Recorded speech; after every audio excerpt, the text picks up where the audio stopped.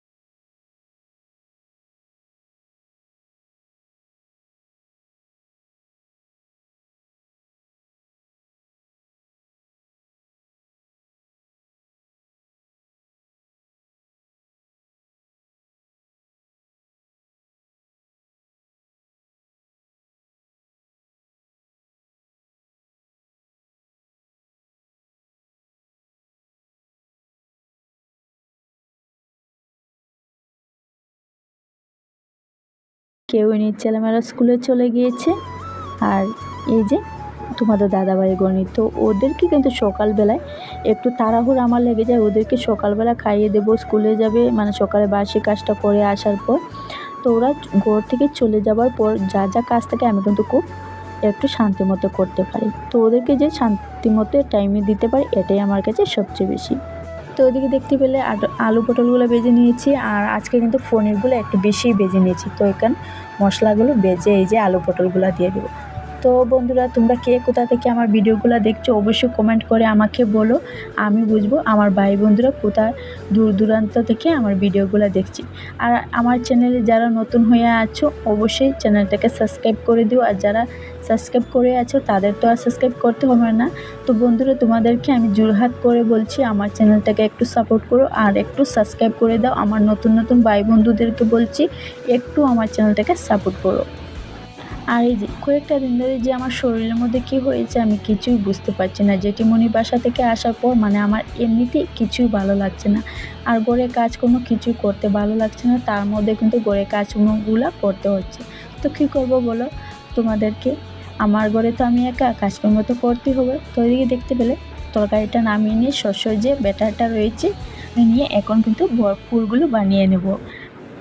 আর এই যে বন্ধুরা, কলকাতায় যে একটা ঘটনা হয়েছে না, মানে আমার না খুব মানে এই ঘটনাটা দেখার পর আর আমি যখনই না মোবাইল হাতে নিয়ে ইউটিউব বলো বা ফেসবুক বলো, মানে অন্য মানুষেরা আছে না যে লেখে লেখে পোস্ট করছে, আরও অনেকগুলো ভিডিও নানান রকমের দেখা যাচ্ছে, মানে দেখার পর না চোখেতে এমনি জল চলে আসে। কি বলবো তোমাদেরকে, যেই না বোনটাকে মেরেছে, ভালো করেনি, খুব কষ্ট দিয়ে বোনটাকে মেরেছে। এরকমভাবে কিন্তু না মারলেও পারতো।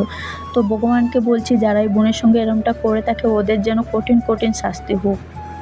এত কষ্ট দিয়ে মারার কোনো কথাই ছিল না।